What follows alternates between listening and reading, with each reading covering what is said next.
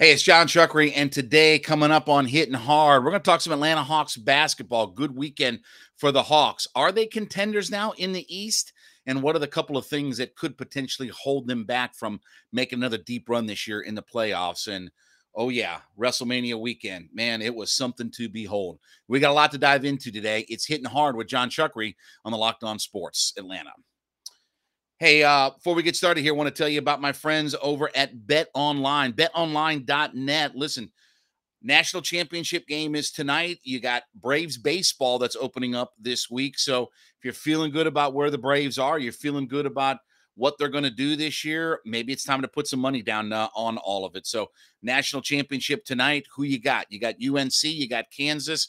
I didn't have either team right, so I don't come to me for any help because I missed it all on there. But betonline.net, it's your number one source for all of your betting needs and all of your sports information. They've got all the latest odds, contests, player props, everything that's on there. As I said, we've got the start of Major League Baseball season that's coming up. So it's your best place and your best landing spot for all of your sports developments, including all your podcasts and everything that you've got going on for it. And it's not just basketball, as we said. Baseball season is opening up this week. Braves are in town on Thursday. Going to be a big event. Lots of excitement coming off the World Series championship. You feeling confident? Put a few bucks down on it and see what they've got out there. Don't forget, too, it's got all of your sports wagering information needs at betonline.net. You got also live betting, your favorite Vegas casino games, everything that you need to do. So head over to the website today, betonline.net, and get all of your information. BetOnline, where the game starts. Hitting hard with John Chuckery here on this Monday morning. And look, it was a good weekend for the Atlanta Hawks, right? So Saturday night, Brooklyn in town with Slim Reaper, Kyrie Irving, the whole gang.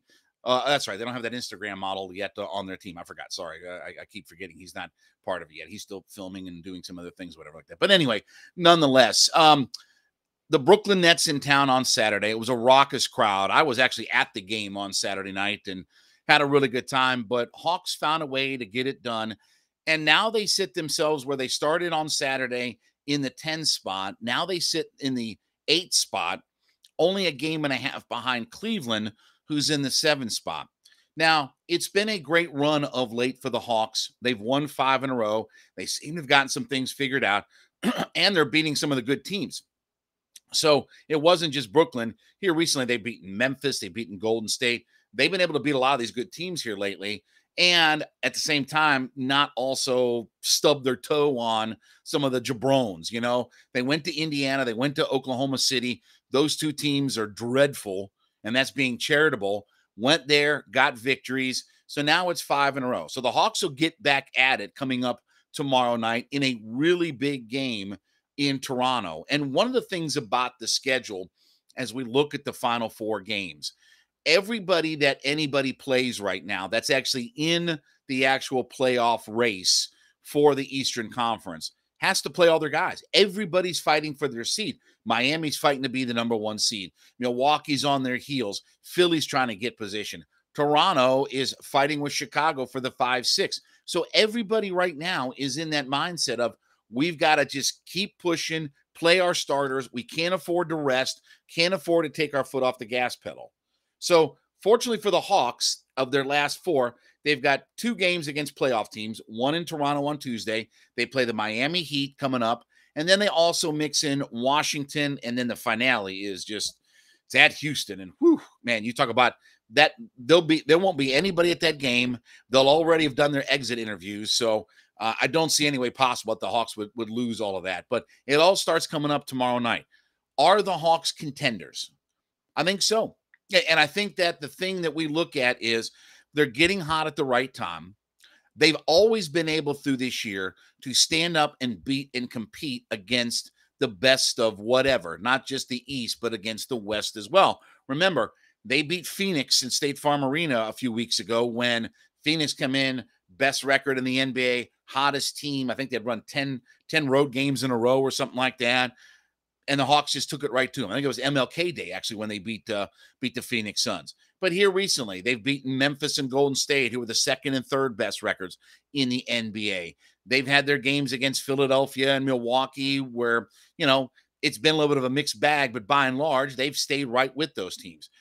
It's hard to get a read on what the Hawks season has been because they spent so much time early in the year battling COVID and battling injury and things like that. And we're going to talk about the two main things that will really hold up and slow the Hawks from making another run through the playoffs. But I do believe that when you talk about teams right now in the Eastern Conference that you do not want to see in a 7-game series, that's the Atlanta Hawks, because they have their superstar in Trae Young. And, it's funny. Watching Sports Center yesterday, oh, Durant goes for 55 and all, and okay, they didn't win. Is that really the story? Is the story was that the team that had the guy with 50 didn't win. How about Trae going for 36 and 10 assists, and he had a double-double, and at the end of the game, he's hitting the big three-pointer, and he's doing a little shimmy and everything like that. Where's that? Where's that at on video? Where are we getting that? Did we miss that highlight? Were they out for coffee and bagel? So I had to laugh just at what the narrative was out of all of it. But that was a really good win on Saturday. And it shows again that when you get this team together, and they're not even still their full complement of pieces because John Collins has not been on the court. And I don't think we're going to see John Collins before the end of the season. I do really believe that it's going to be in the play-in round series before we see John Collins again. But they don't have their full complement of players, but yet they still come together, and with Trae Young leading the way, and as long as he shoots well, the Hawks are in good shape. They get enough contributions. You saw the contributions that Gallinari gives them. You saw how well Bogey has played over the last handful of weeks.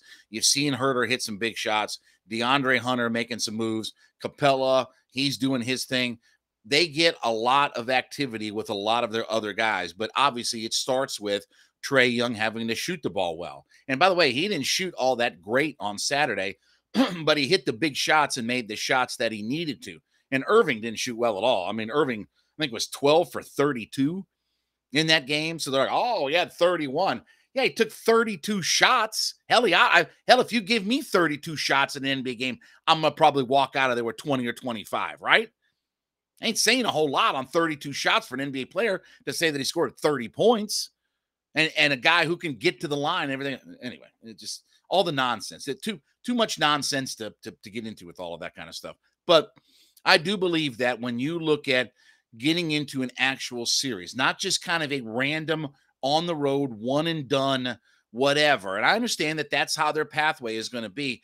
That's why the 8 seed is so important. I mean, worst case scenario would be to be a number 9 seed, because at least that way you get that first game at home. Okay. You get the home game, and the Hawks are much better at home than they are on the road. But if you get that home game and get that crowd involved, now it makes it a little bit easier where, okay, we win that, then yes, we got to go on the road. But ideally, if they can get, into the 7-8 matchup where you've only got to win one time, it really sets itself up. And I really do think that when you talk about a team that is peaking at the right time, and Trae took a lot of heat for saying the regular season doesn't matter and all this kind of stuff, and it's boring and all this kind of stuff. Well, now they're cranking it up. Now they're turning it on, and now you're seeing that, okay, the Hawks know that this is the time of year that they have to play for. This is the time of year when we got to get it cranked up. We're making our playoff push. We got to get our seeding right. Everything that we've done up to this point, yeah, it's kind of held us back and it's hurt us and all the good kind of stuff. But I'm telling you, I think that the team in the East that nobody wants to see in a 7-game matchup is Trae Young and the Atlanta Hawks. All right, when we come back, we're going to talk about the 2 things for the Atlanta Hawks that could really slow them down. The 2 things that for the Atlanta Hawks, you're looking at, okay, what would keep them from taking a nice big playoff run back again in the Eastern Conference Finals or what have you? We'll talk about that next. It is Hitting Hard with Jon Chuckery here on Locked On Sports Atlanta.